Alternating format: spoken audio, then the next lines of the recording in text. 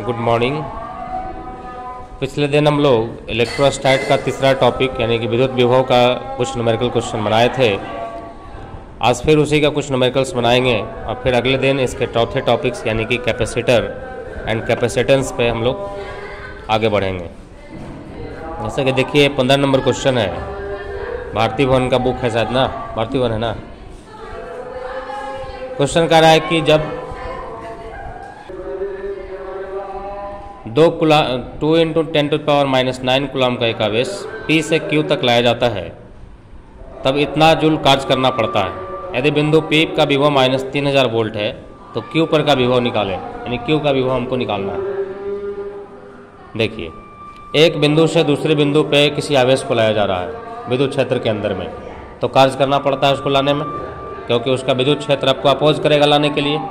तो जो कार्य करना पड़ता है, यानी जो वर्क डन होता है, वही उस पॉइंट पर का पोटेंशियल कहलाता है, विभव कहलाता है। तो हम सपोज किए कि P बिंदु से Q बिंदु पे आवेश को लाया गया, जो भी आवेश का मान दिया है उसको। तो P बिंदु पर का विभव आपको दिया हुआ है कि -3000 वोल्ट है, तो Q पे जब लेके गए तो यहाँ पे विभव कितना होगा ये हमको निकालना है, यानी V2 निकालना है। V1 हमको दिया हुआ है -3000 वोल्ट। तो सॉल्यूशन में देखिए फार्मूला होता है विभवांतर का, डेल्टा V = डेल्टा W/Q, यानी जो कार्य करना पड़ा उस आवेश को लाने में, Q आवेश को लाने में, उससे डिवाइड कर देना है। डेल्टा V का मतलब विभवांतर, यानी V2 - V1। देखिए V2 - V1, Q बिंदु पर का विभव माइनस P बिंदु पर का विभव। अब इसमें सब वैल्यू रखते हैं कि कार्य कितना करना पड़ा, तो 5 × 10⁻⁻5 जूल, और उसका आवेश कितना था तो 2 × 10⁻⁹ कूलम। V2 हमको निकालना है, V1 का वैल्यू रख दिया -3000 और 2.5 × 10⁻⁻4 हो गया ये, क्योंकि 5/2 डिवाइड करेंगे तो 2.5 और 10⁻⁻5 और 10⁻⁻9 ऊपर जाएगा, तो -9 ऊपर जाएगा तो +9 होगा, 4 बचेगा।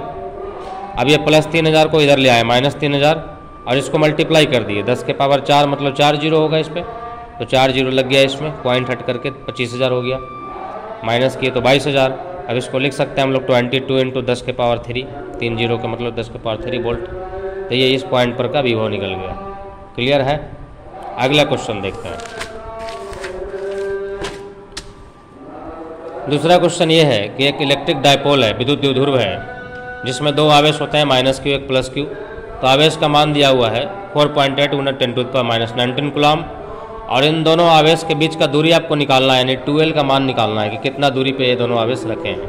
और इनके बीच का जो द्विध्रुव आघूर्ण होता है, जिसको P से सूचित करते हैं, उसका मान दिया है 6 × 10⁻−29 कूलम मीटर। ठीक है, फार्मूला क्या होता है द्विध्रुव आघूर्ण का, Q × 2L।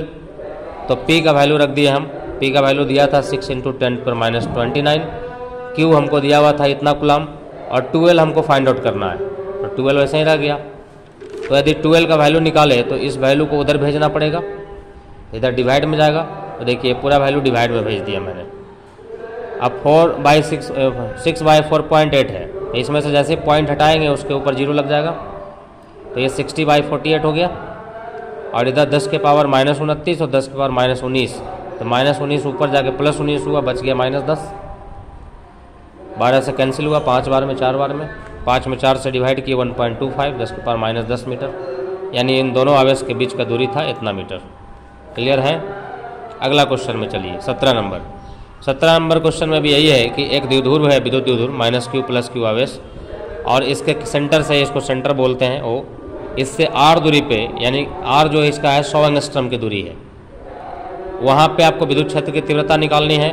और उसके केंद्र से निरक्षीय स्थिति में R दूरी पे, यानी उसी 100 एंगस्ट्रम की दूरी पे आपको विद्युत क्षेत्र की तीव्रता निकालना है, एक इधर अक्षीय स्थिति में और एक निरक्षीय स्थिति में। R का मान दिया हुआ है 100 एंगस्ट्रम, उतना दूरी पे विद्युत तीव्रता हमको निकालना है।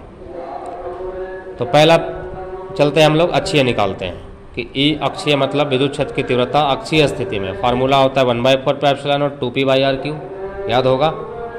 P का मान दिया हुआ है 0.96 × 10⁻29 कूलम मीटर, और R दिया हुआ है 100 एंगस्ट्रम। एंगस्ट्रम को मीटर में बदलने के लिए 10⁻−10 से मल्टीप्लाई करते हैं। जैसे माइक्रो रहता है तो माइक्रो को हटाने के लिए 10⁻6 से मल्टीप्लाई करते हैं, तो उसी तरह इस एंगस्ट्रम को हटाना है, मीटर में बदलना है, तो 10⁻−10 से मल्टीप्लाई कर दीजिए। अब सारा वैल्यू रखते हैं, P के जगह पर रख दिया इतना और R के जगह पर रखेंगे इतना, लेकिन इसका Q है तो ये 3 बार लिखा जाएगा, तो देखिए 100 100 100 3 बार, और 10 के पावर -10 3 बार लिखेंगे तो 10 के पावर -30 हो जाएगा। अब इसको मल्टीप्लाई किए, 9 × 2 ये हो गया 18, 0.96 ऐसे लिख दिया। 10 के पावर 9 और 10 के पावर 29 ये दोनों मिल के हो गया -20, और नीचे 10 के पावर 30 ऊपर आ रहा है, और ये 2 2 2 यानी 10 के पावर 6 हो गया। तो 10 के पावर 6 और 10 के पावर 30 -30, 10 के पावर 24 बचेगा, और -24 ऊपर जाएगा तो +24, 24 में से 20 गया तो 4। अब इस दोनों को मल्टीप्लाई कर देना है। 96 देखिए पॉइंट हटा दिए, 100 हो गया, 10 के पावर 4 को तोड़ दिए, 2 0 कैंसिल हुआ, और उसके बाद 100 बचा, मल्टीप्लाई करके इतना न्यूटन पर कूलम। अब इसको यदि हम लोग स्टैंडर्ड फॉर्म में लिखे तो एक अंक के बाद पॉइंट बैठा देते हैं, 1.728। तो एक अंक के बाद पॉइंट लगाए तो उसके बाद 5 डिजिट है, तो 5 अंक है, इसलिए 10 के पावर 5 न्यूटन पर कूलम या वोल्ट पर मीटर दोनों यूनिट होता है इसका, क्योंकि E बराबर V/R भी होता है, विभव बटा दूरी, और E बराबर F/Q भी होता है।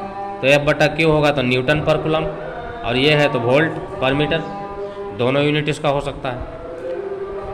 ये मैं बता दिया कि 1.728 है, तो इसको यदि राउंड वैल्यू निकालते हैं यानी एक पॉइंट खाली लिखते हैं तो इसको छोड़ देते हैं, इसका वैल्यू लगभग 1.7 मान लिया जाता है। लेकिन यदि 1.768 रहता, जैसे ये वैल्यू जो 5 से बड़ा रहता तो इस 7 को एक बढ़ा दिया जाता है, 8 कर दिया जाता है। लेकिन ये देखिए 2 5 से छोटा था तो 7 ही रह गया।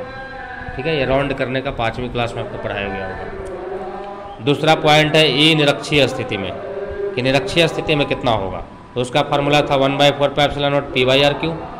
फिर से वही सब वैल्यू रखेंगे, 1/4πε0 का वैल्यू 9 × 10⁹, P का मान दिया हुआ था इतना, और R दिया हुआ था 10 के पावर कितना था,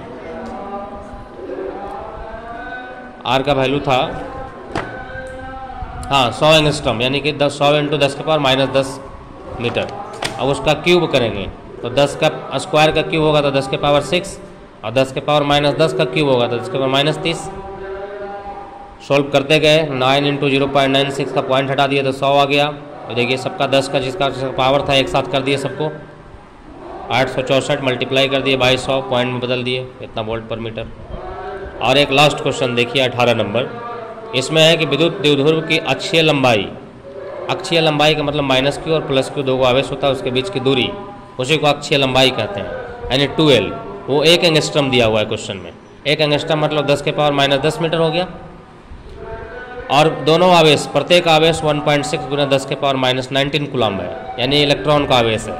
तो एक तरफ एक इलेक्ट्रॉन का आवेश होगा, एक तरफ प्रोटॉन का आवेश होगा, एक ऐसा द्विध्रुव है। तो आपको बताना है कि उस द्विध्रुव का डाइपोल मोमेंट कितना है, यानी द्विध्रुव आघूर्ण कितना है, जिसको P से सूचित किए थे, तो P का मान निकालना है। और दूसरा, जैसे अभी निरक्षीय स्थिति में निकाले तीव्रता, तो यहाँ भी पूछ रहा है कि निरक्षीय स्थिति में तीव्रता कितना होगा, यदि R का वैल्यू 1000 एंगस्ट्रॉम है तब। क्लियर है क्वेश्चन? तो पहले P निकालेंगे, P = Q × 2L, Q दिया हुआ था, Q का आवेश रख दिए, और 2L मतलब अक्ष की दूरी, तो ये भी दिया हुआ था इतना दूरी, उसको रख दिए, मल्टीप्लाई किए, इतना आंसर कूलम मीटर निकल गया, ये P का वैल्यू निकल गया। अब दूसरा है कि E निरक्षीय स्थिति में विद्युत क्षेत्र की तीव्रता कितनी होगी, तो वो देखिए, E निरक्षीय का फार्मूला है 1/4πε0 P/RQ। 1/4πε0 का वैल्यू, P का वैल्यू अभी अभी हम लोग निकाले 1.6 10 के पावर -29 कूलम मीटर, और नीचे R का वैल्यू, तो R का वैल्यू दिया था 1000 एंगस्ट्रम की दूरी पे, तो 1000 एंगस्ट्रम को यदि मीटर में बदले तो 1000 × 10 के पावर -10 मीटर, और उसका क्यूब करेंगे तो देखो 1000 का क्यूब, 1000 मतलब 10 के पावर 3 हुआ, और 10 के पावर 3 का पावर 3 तो 10 के पावर 9, और 10 के पावर -10 का पावर 3 तो 10 के पावर -30, और ये 9 × 1.6 एक जगह कर दिए, और 10 के पावर 9 और 10 के पावर -29 कितना हो गया, -20। अभी देखो इसको इंटू करेंगे तो 14.4, और 10 के पावर -20 और -30 ऊपर गया तो +30, और ये +9 ऊपर गया तो -9, तो 20 और 9 29, 30 में से 29 घट गया तो सिर्फ 10 बचा, इंटू किए तो 144 वोल्ट पर मीटर या न्यूटन पर कूलम। इसी तरह से सारा क्वेश्चन आपको बनाना है। इसमें और भी बहुत सारे क्वेश्चंस दिए हुए हैं, 22 न्यूमेरिकल्स हैं, मैंने लगभग 8 10 12 बता दिया है, पिछले क्लास में भी 4 6 बताए थे, उसमें भी बताए थे, तो 12 15 में बता चुका हूँ, और आपको 22 क्वेश्चन बनाने हैं टोटल। और अगले दिन मैं शुरू करूँगा ये कैपेसिटर एंड इलेक्ट्रोस्टैटिक जनरेटर। ठीक है, चलिए धन्यवाद।